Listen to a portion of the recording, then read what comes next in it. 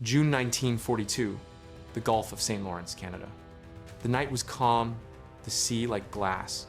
Fishermen along the Gaspé coast watched the moon shimmer across the dark water, unaware that just below the surface, steel predators from Nazi Germany were gliding silently upriver. Within hours, explosions would tear through the stillness, lighting the horizon with fire. The Battle of the St. Lawrence had begun, and for the first time since 1812, war had returned to Canadian shores. Until that summer, most Canadians believed the conflict raged an ocean away. The St. Lawrence River, a vital lifeline linking Montreal's factories to Britain's warfront, was supposed to be safe. It carried troops, ammunition, and food bound for Europe. But the Kriegsmarine had other plans.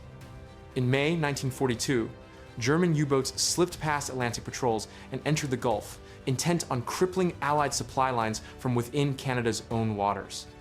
On the night of May 11, the British merchant ship SS Nicoya was struck by 2 torpedoes off Gaspé.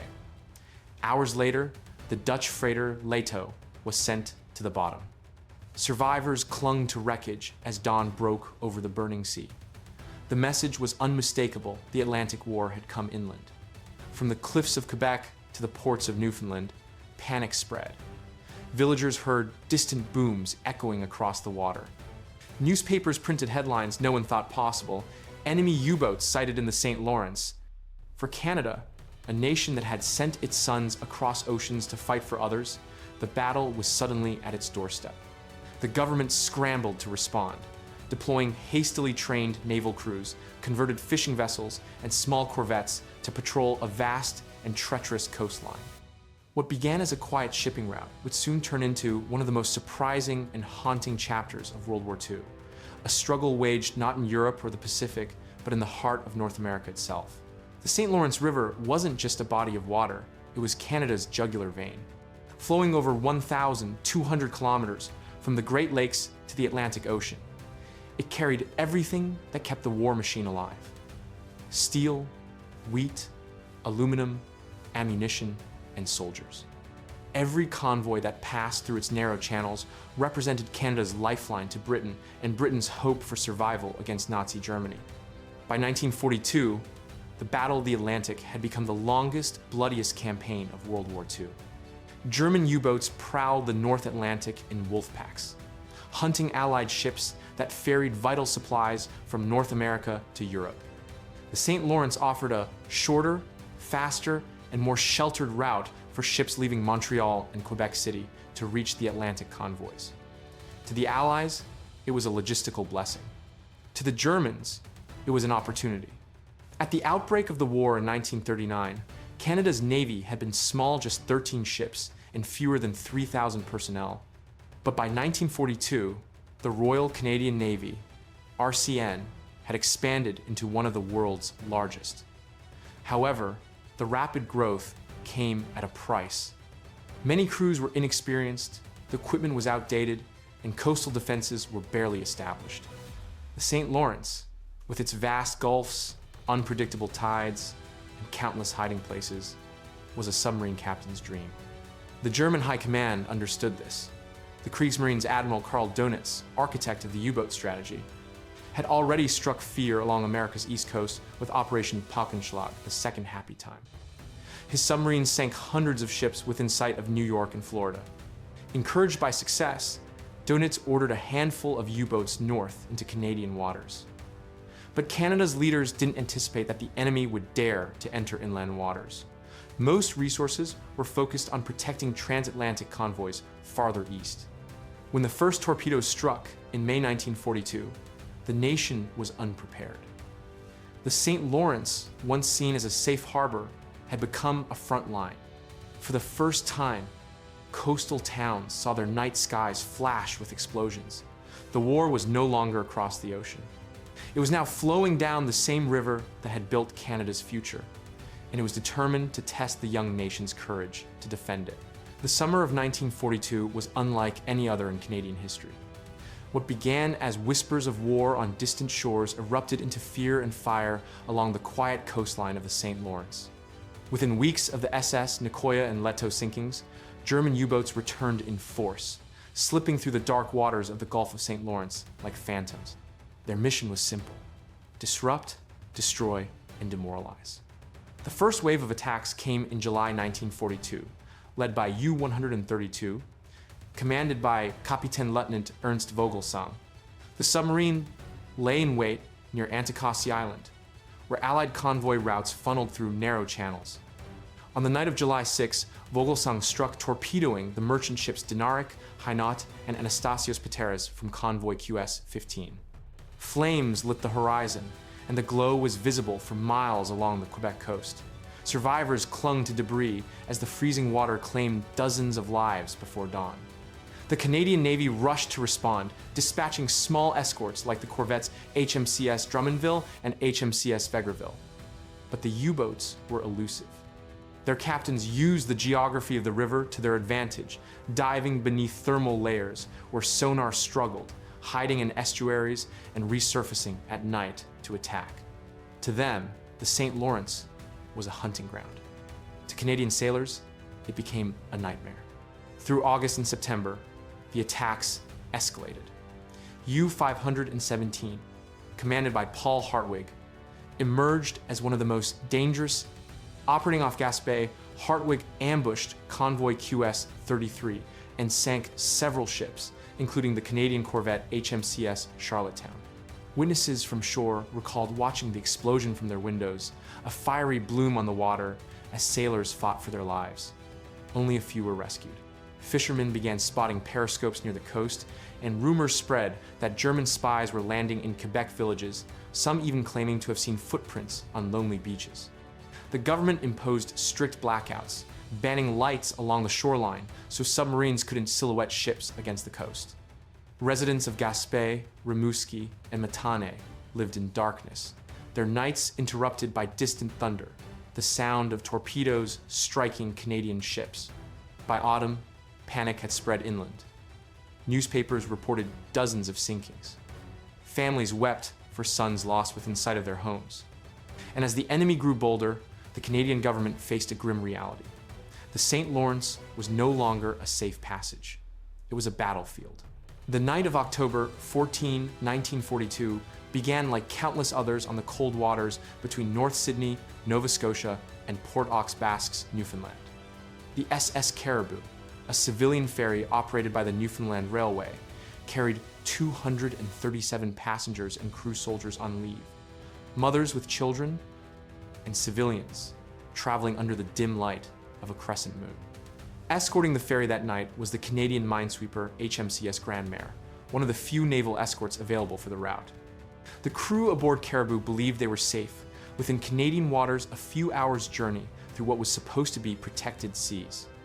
But beneath them lurked U-69, commanded by Kapitän Lieutenant Ulrich Greff, a patient predator of the Kriegsmarine.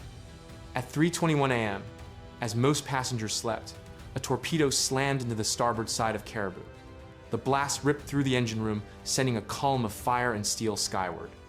Within 5 minutes, the ship began to roll and sink. Darkness and chaos engulfed the decks as passengers scrambled for lifeboats. Mothers clutched their children. Soldiers tried desperately to cut the ropes of jammed rafts. Many never had the chance. In the freezing Atlantic, survivors clung to wreckage as oil spread across the water. The cries of children echoed through the night, haunting sounds carried by the wind. When dawn broke, only 101 people were alive. 137 were dead, including 49 civilians, 31 military personnel, and 57 crew members. Among the dead was the ship's captain, Benjamin Taverner, and his teenage son, who had insisted on making the voyage with him. The sinking of SS Caribou sent shockwaves across Canada and Newfoundland. Newspapers called it Canada's own Lusitania. Citizens who had viewed the war as something distant now saw it in the faces of mothers who never returned home. The attack broke morale and enraged the public. Prime Minister William Lyon Mackenzie King demanded greater protection for civilian routes, while naval officers faced scrutiny for their inability to prevent the tragedy. But for the sailors who survived, guilt ran deep. One Grand Mare crewman later recalled, "We saw them in the water, hundreds of them, but we couldn't stop to help. If we turned back, we'd be next. The Caribou disaster marked the emotional turning point of the Battle of the St. Lawrence. No longer was this a remote naval engagement, it was a war that tore through families, villages, and the hearts of those who once believed Canada's shores were untouchable. From that night on, the St. Lawrence would never again be seen as safe. The sinking of the SS Caribou was a national wake-up call. In the days that followed, fear turned into fury. The Canadian government vowed that the St. Lawrence would never again be left undefended.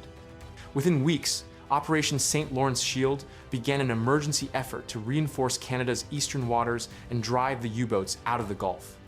The Royal Canadian Navy scrambled every available vessel. Corvettes like HMCS Drummondville, HMCS Vegreville, and HMCS Charlottetown were reassigned to coastal defense. Smaller Fairmile motor, launch-as-fast wooden patrol boats, often crewed by reservists, began sweeping the estuary day and night.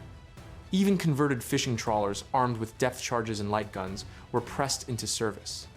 For many sailors, this was their first taste of real combat. They learned on the job, chasing sonar blips through fog and ice-cold rain, where a single mistake could mean a fiery death. Above them, the Royal Canadian Air Force, RCAF, joined the fight. From airfields at Mont-Joli, Gaspé, Bagotville, and Charlottetown, squadrons of Hudson bombers, Catalina flying boats, and Bolingbroke patrol aircraft began sweeping the Gulf. Their job: locate, shadow, and strike German submarines before they could attack. Pilots flew at low altitudes, peering through fog banks and rain squalls, dropping flares or depth bombs on any ripple that looked suspicious. The RCAF also pioneered radar-equipped aircraft, giving Canada one of its first technological edges in anti-submarine warfare. On the ground, civilians joined the defense. Coastal watch stations were established from Rimouski to Labrador. Fishermen reported periscopes, lighthouse keepers relayed coded messages, and radio operators listened for the telltale pulse of more signals from lurking U-boats. Canada became a nation on alert, its coasts bristling with searchlights, artillery, and newly built radar domes. In September 1942, the RCN successfully engaged several U-boats near Anticosti Island, forcing them to retreat. The growing resistance frustrated the Germans, who had expected an easy campaign. But the price was steep. Ships like HMCS Charlottetown and the armed yacht HMCS Raccoon were lost in the line of duty. Survivors described the eerie sight of their vessels breaking apart under torpedo fire, surrounded by burning oil and debris.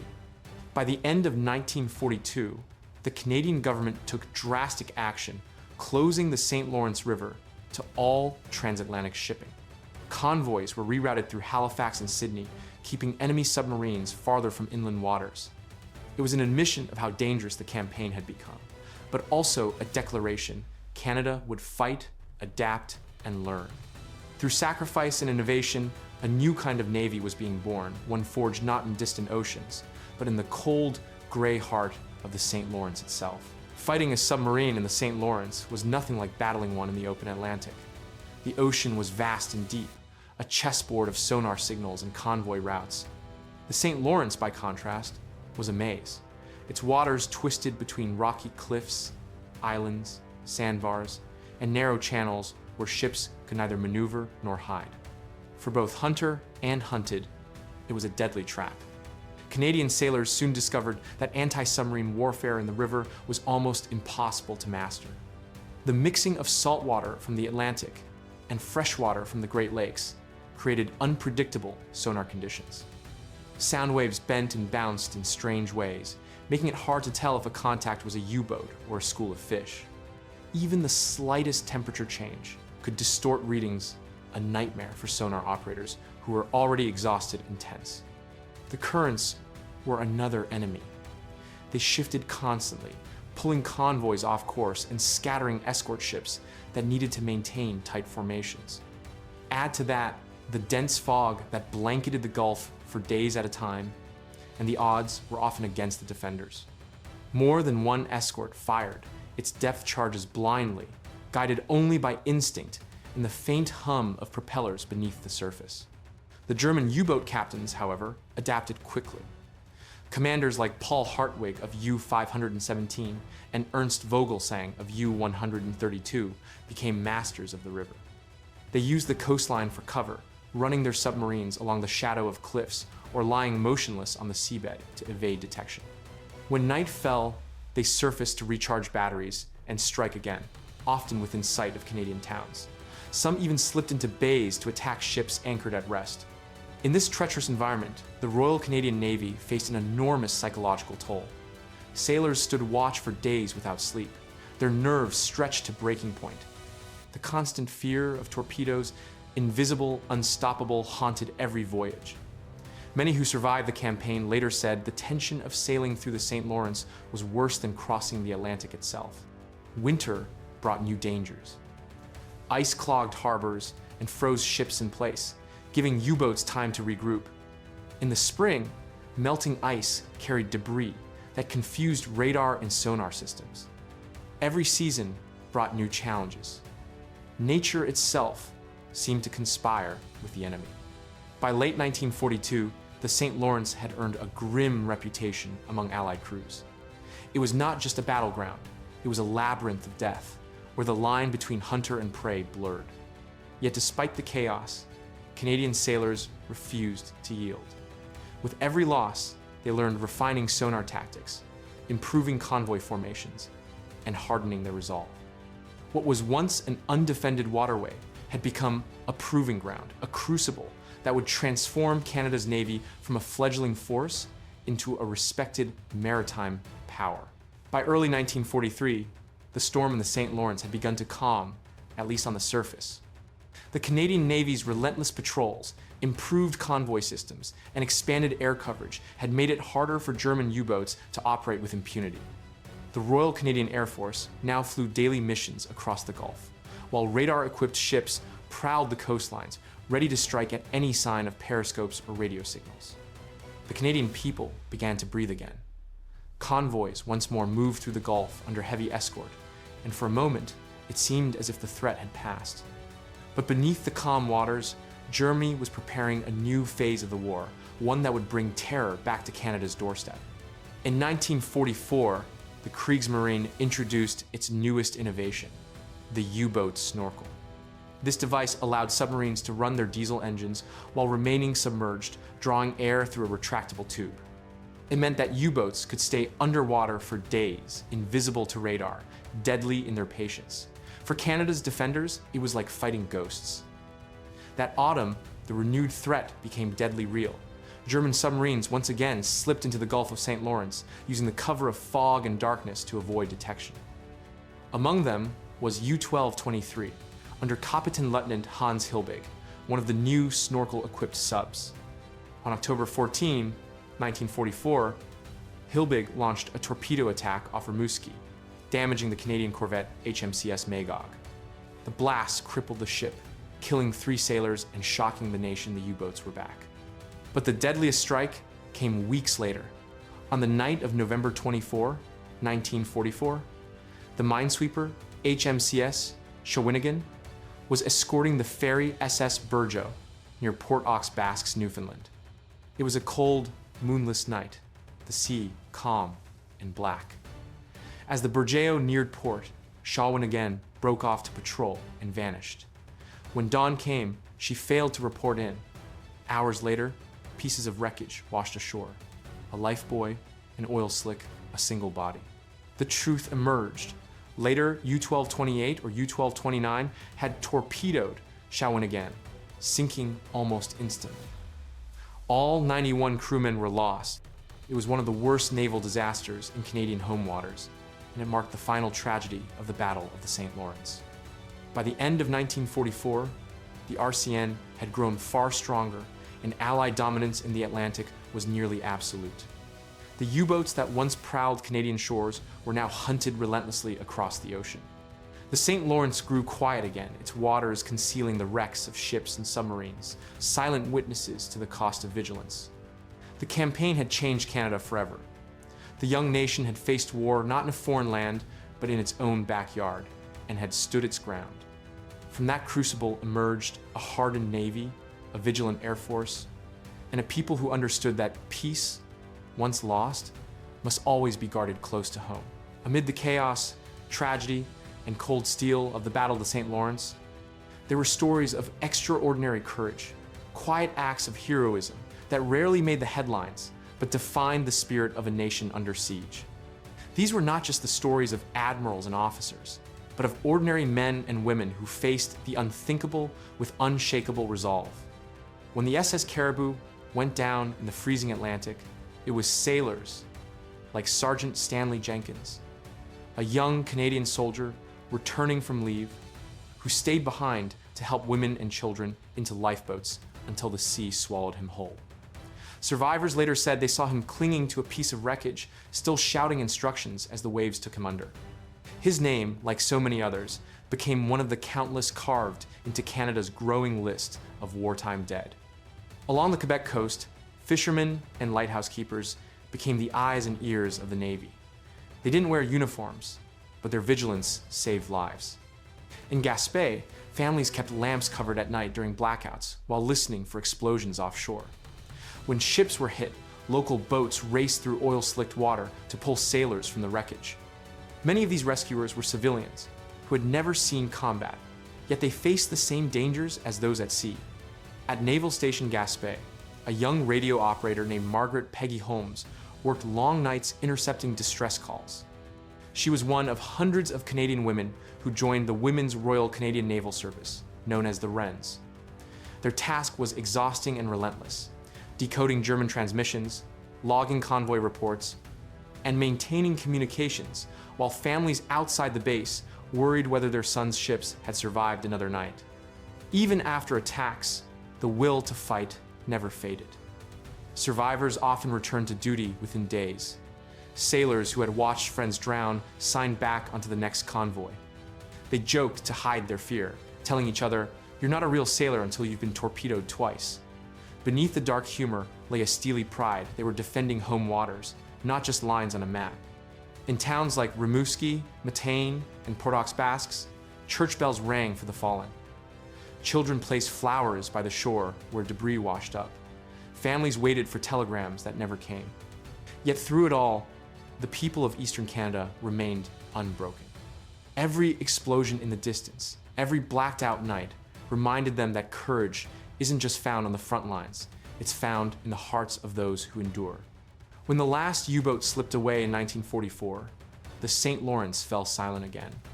But beneath its waves lay stories of bravery that would outlive the war stories written not in ink, but in sacrifice, steadfastness, and the enduring human will to stand against fear.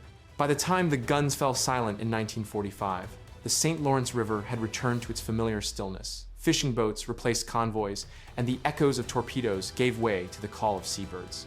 But beneath those tranquil waters lay the twisted steel of more than 20 merchant ships and 4 Royal Canadian Navy vessels, resting forever in Canada's most unexpected battlefield. Nearly 300 men, women, and children had perished victims of a war few believed could reach so far inland. For the Royal Canadian Navy, the campaign had been a baptism of fire. At the beginning of the war, Canada's Navy was small, inexperienced, and under-equipped. By the end of the Battle of the St. Lawrence, it had transformed into one of the largest and most capable anti-submarine forces in the world, a navy forged not in foreign oceans, but in its own waters. The lessons learned here shaped the RCN's future strategies for decades. Sailors refined sonar detection, convoy escort techniques, and aerial coordination innovations that would later save countless lives in the Atlantic theater. The battle also revealed the growing importance of home defense. For the first time since the War of 1812, Canadians realized their homeland was not beyond reach. The blackouts, coastal patrols, and civil defense efforts during 1942 to 44 united the nation in a way few events had before. Fishermen, farmers, and factory workers all became part of the war effort, an unspoken army of eyes and hands defending the country from within. Militarily, the campaign ended in a strategic Allied victory. The U-boats were driven from Canadian waters, and the St. Lawrence was eventually reopened to shipping. But the victory came with scars. Families across Quebec, Newfoundland, and Nova Scotia still mourned lost sons and fathers. For many coastal communities, every stretch of coastline carried a memory, a name etched in stone, a ship that never came home. In the decades that followed, the Battle of the St. Lawrence faded from the public mind, overshadowed by grander theaters of war, Normandy, the Pacific, and the skies over Britain. But for those who lived through it, the memory never left. In 1999, Canada unveiled a national memorial in Halifax, inscribed with the names of all who died defending their own shores. Each year, small towns along the Gulf still hold remembrance ceremonies, their veterans, few now, standing at attention as the waves lap quietly against the docks. Today, divers sometimes descend into those cold, murky depths, their lights illuminating the wrecks of ships like SS Caribou and HMCS Charlottetown. The steel hulls are covered in silt and seaweed, but the stories they tell remain vivid. They remind us that even in the most peaceful corners of the world, war can find its way home, and that peace, once earned, is never to be taken for granted. The Battle of the St. Lawrence may not have decided the outcome of World War II, but it defined something deeper. The courage of a nation that discovered its strength not across the ocean, but along its own quiet shores. The St. Lawrence River runs quiet now. Its waters flow past the same cliffs, forests, and fishing villages that once trembled under the thunder of war. To the untrained eye, it is peaceful, a ribbon of blue stretching toward the Atlantic.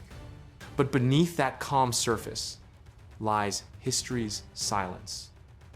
The bones of ships, the echoes of explosions, and the unspoken stories of those who never came home.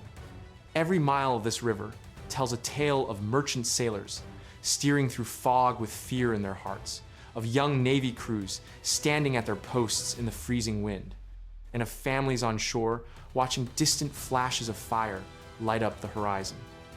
These were not soldiers fighting on foreign soil, they were Canadians defending their home. They stood between the enemy and their homeland, between fear and freedom. The Battle of the St. Lawrence was never about vast armies or grand invasions. It was about endurance, the quiet courage to face the unknown, to keep sailing when the odds said you wouldn't return. It was about a young nation learning that valor isn't found only on distant battlefields, but also in the rivers, ports, and small towns that define a country's heart. When the final U-boat withdrew in late 1944, it left behind more than wreckage. It left behind a legacy. The Royal Canadian Navy had come of age. The Royal Canadian Air Force had proven its skill in some of the harshest conditions imaginable. And ordinary people, lighthouse keepers, fishermen, radio operators, and mothers waiting at kitchen windows had shown that courage can live in the most unassuming places. Today, memorials in Halifax, Gaspé, and Port aux Basques honor those who fell. Their names are carved in stone, but their memory lives in the rhythm of the river itself, a slow, eternal current whispering of sacrifice and resilience. When the evening sun glints off the water, it's easy to imagine the silhouettes of ships long gone, gliding silently toward the sea. The Battle of the St. Lawrence reminds us that history doesn't always roar from distant continents. Sometimes it whispers from the waters that shape our homeland. And in those whispers, we hear the promise they fought for, that peace, though fragile, is worth defending with everything we have.